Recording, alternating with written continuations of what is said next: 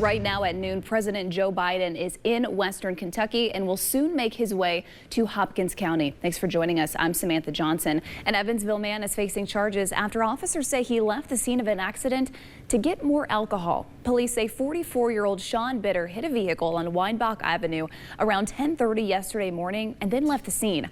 A quick heads up for folks in Dawson Springs. The citywide boil advisory for that area has been lifted. City leaders issued the advisory right before those storms hit, but officials now say that water is safe to drink. A little bit of good news there.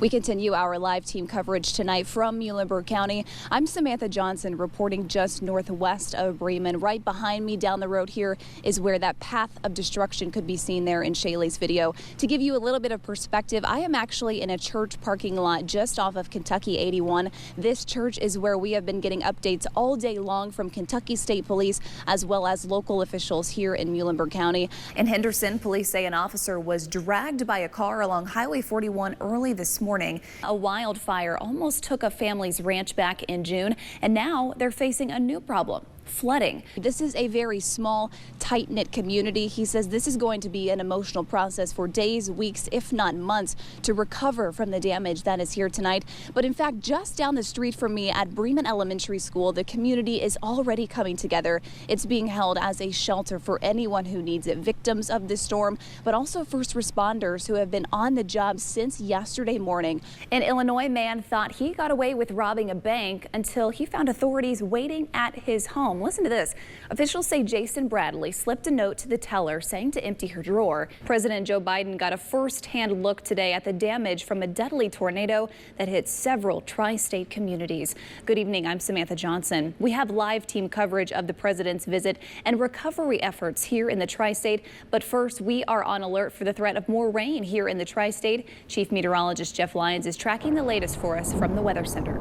Tonight, a never-before-seen look at how Amazon actually predicts what you will order before you do and how the company seems to still have everything in stock. Well, we have reached the midway mark of the Westside Nut Club Fall Festival, and if there is a more common sight on West Franklin Street than those straw hats of the nut clubbers, it's the badges of all the law enforcement officers there this week. Randy Moore is live with Vanderburgh County Sheriff Dave Wedding. Well, today is National Child Health Day, a day focused on raising awareness for families needing affordable child care and health care. And one of the nonprofits that helps with that is Ronald McDonald House Charities.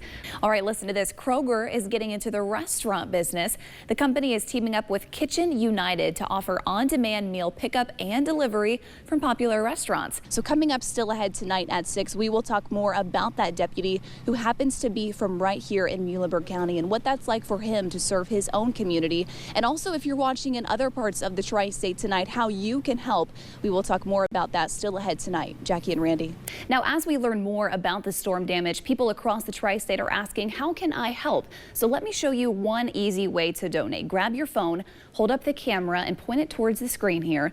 As we mentioned, here in just a few minutes, we should hear those 10 quick pops, those 10 quick explosions, a couple seconds of silence, and then that building will collapse. 26 seconds in all, we're told, just a few seconds away now.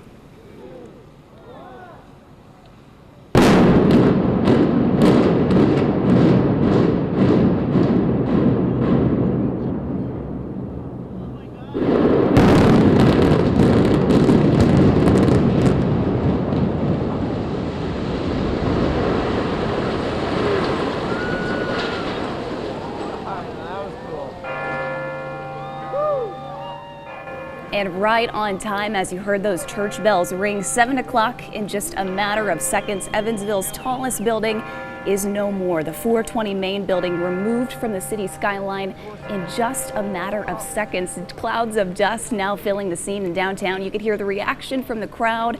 Yeah, and Jackie, things are pretty quiet right now. As a reminder, I am standing just off of Kentucky 81, and down the street, Kentucky 81 is now closed. Once the sun set, officials decided they wanted to close off that area to prevent any more damage, any more injury, where all that debris is still scattered around the property there.